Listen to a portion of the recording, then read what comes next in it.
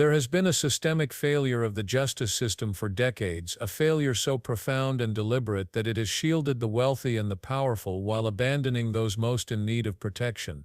The consequences of that failure are not abstract. They are counted in the lives of hundreds, maybe even thousands of women who were bought, sold, and trafficked for sex. This wasn't confined to one man, and it wasn't confined to one country. It was Jeffrey Epstein, it was his close circle, it was his powerful friends, and it was a system that allowed them to operate with impunity. The most disturbing part is that this didn't happen in the shadows without knowledge.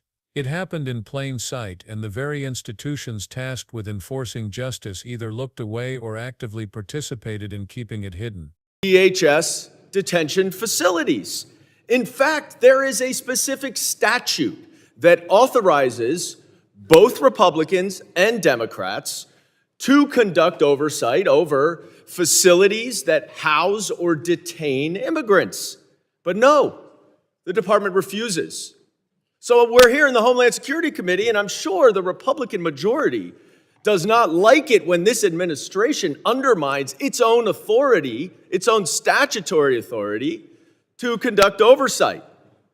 But no, instead of all of that, we are here talking yet again about Joe Biden. Newsflash, Joe Biden is not the president. He hasn't been the president for 7 months. So if we are going to conduct oversight here, why are we doing it about the Biden administration when this administration is literally detaining lawful permanent residents and even some U.S. citizens? And it gets worse. It's not just those masked ICE agents. There are many FBI agents who are being called away from their duties to investigate terrorism, violent gangs, child trafficking, and other crimes in order to help ICE arrest and detain immigrants with legal asylum claims, nonviolent. That makes our homeland less safe, not more safe. So we should hear from FBI Director Kash Patel about how many of his criminal investigators are being taken away from their criminal investigatory jobs, keeping Americans safe in order to help round up non-criminal immigrants trying to immigrate the right way. Some of these detainees are being held in Bureau of Prisons detention centers that are unfit for convicted criminals to stay in. We should hear from Pam Bondi about how much of the department's resources are being used to detain these nonviolent, non-criminal immigration detainees. And while they're here, we can ask them about a very pressing question. What's going on with the Epstein files? Donald Trump promised to release them. Pam Bondi said she had the files on her desk and that she was going to release them in the name of transparency. Kash Patel has spent years railing against the FBI to release the files. Many of my Republican colleagues were banging on the table to release the Epstein files. But now, all of a sudden, after a months-long review, Bondi and Patel say nothing to see here, no evidence that any American would want to see about accomplices, co-conspirators, or other people involved. Yesterday, the Republicans voted against releasing the files. So what's changed? Well, we all know Donald Trump has had a relationship with Jeffrey Epstein. He flew on his plane, he hung out at parties, spoke highly of him. And now there are many people saying that Donald Trump is included in the Epstein files. In fact, there are reporters who say that there are videos of him with topless women. Elon Musk even confirmed that Trump is blocking the release of these files because he's in them. Pam Bondi says there's nothing there, but Donald Trump even acknowledges that there is evidence there. It's just not credible. It's made up. This is a Truth Social post from 9:43 this morning. It is an admission that Donald Trump is. When Congresswoman Melanie Stansbury delivered her remarks, she didn't speak in rehearsed platitudes. She spoke with urgency, almost like a prosecutor laying out charges before a jury. She reminded the chamber and the country that the impact of sexual violence extends far beyond the act itself. It strips people of dignity, it steals ambition. It robs them of their sense of self, of their identity, of the future they might have had. Survivors are left with scars they never asked for, and on top of that they often face silence from the very authorities sworn to protect them. The stories shared that day were not abstract statistics. They were raw, painful human accounts. Some of these women had battled in courts already, others were stepping forward for the very first time. And while each voice carried its own tragedy, together they pointed to something even more sinister, the existence of a structure designed to protect predators rather than punish them. Stansbury did not dance around her conclusion. She called it what it was, a cover-up, not a bureaucratic mistake, not a case of poor oversight, an intentional, organized, high-level effort to shield people with money and influence. She pointed to government agencies, to the justice system itself, and even to members sitting in the chamber as complicit in suppressing evidence, burying subpoenas, and keeping names sealed in classified files. She argued that what we were watching unfold was not justice delayed, but justice obstructed. And then she escalated the claim even further, suggesting that foreign actors may also be tangled in this network of exploitation and silence. That possibility transforms what many already considered the scandal of the century into something global. If Epstein's reach extended beyond American elites, if it touched foreign governments or global power brokers, then this is not just a failure of one nation's system. It is a worldwide web of exploitation, complicity, and influence.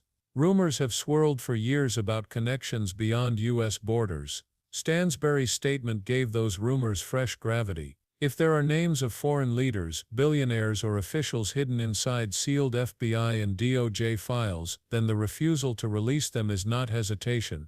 It is protection. And protection of that kind is never about safeguarding the public. It is about shielding elites who believe they are untouchable. That is the heart of her warning. Silence in these cases is not accidental. It is not born of confusion. It is chosen. When subpoenas vanish into the void, when crucial evidence is sealed away, when victims are sidelined, these are decisions made to keep the truth from surfacing. Stansbury's point cut through the noise. Every time the justice system bends to spare the wealthy, it breaks for everyone else. And when the system breaks, it sends an unmistakable signal: survivors don't matter, but reputations do. Her line that this scandal goes all the way to the top is not just a dramatic phrase, it is a recognition of how deep power runs when left unchecked. If the documents in question implicate politicians, financiers, or even foreign dignitaries, then we are staring at a corruption so widespread it calls into question the very idea of accountability.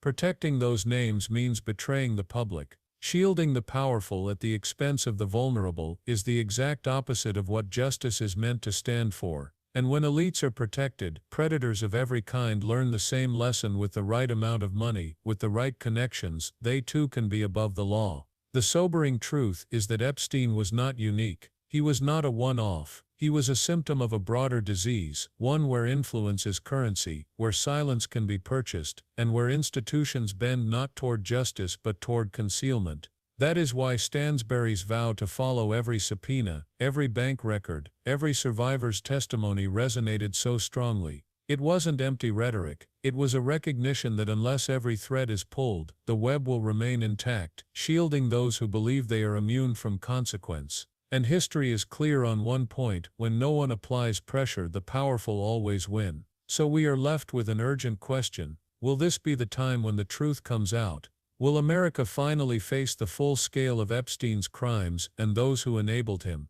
Or will this follow the same script we've seen too many times before: loud outrage, followed by silence, followed by the slow closing of doors until survivors are once again left voiceless in the dark? For decades, victims tied to Epstein's circle have waited. They have been told to be patient. They have been told to trust the process. And again, they have been met with betrayal. If it happens once more, it won't just be another failure. It will be proof that justice in its current form was never built for them at all. And that is why this doesn't end inside courtrooms. Justice is not just about verdicts, it is about the weight of public attention. It is about whether people demand transparency long enough to see it through. When the public forgets, elites relax. When outrage fades, doors close. But when people continue to demand the release of files, continue to question why names remain sealed, continue to support survivors brave enough to speak, pressure builds, and pressure is the one force that has ever managed to crack through the armor of the powerful. That is why Stansberry's warning should echo far beyond that chamber. When she said, "This goes all the way to the top," she wasn't exaggerating. She was reminding us of what is at stake if silence wins. The truth is that the Epstein scandal is not about one man, it is about a system that enabled him, a network that profited with him, and institutions that chose to protect instead of prosecuting. It is about a culture of concealment, where the names of the wealthy remain hidden while survivors carry shame in public. It is about the decisions made in offices, courts, and political chambers to prioritize reputations over justice. It is about every associate who remains free, every victim who remains unheard, and every document that remains sealed. The fight for justice is not over. It has barely begun. It exists in the files still locked away in federal buildings. It exists in the bank records tracing money that flowed through offshore accounts. It exists in testimonies yet to be made public. It exists in whether leaders are willing to defy elites and expose them. And most importantly, it exists in whether ordinary people keep paying attention once the headlines shift, because predators thrive in silence, cover-ups survive in darkness, and systems built to protect the powerful depend on the rest of us looking away. So the real question now is this: will this scandal finally be the one that forces change? Or will it be another name on a long list of cases where outrage burned bright and then disappeared, leaving survivors to fade with it? Melanie Stansberry's words demand an answer. She reminded the country that this is not just about past crimes, it is about what kind of justice we allow in the future. If silence wins again, the cycle continues. If pressure holds, if truth is forced into the open, then maybe, just maybe, survivors will see accountability for the first time. And that is why the responsibility extends beyond lawmakers, beyond courts, and beyond any single institution. It extends to the public. To every person willing to demand answers, to every viewer who refuses to forget, to everyone who insists that sealed files be unsealed, that hidden names be revealed, that survivors be given more than condolences, they be given justice, because at the end of the day, the truth will not come out by itself, it will only come out if people refuse to look away.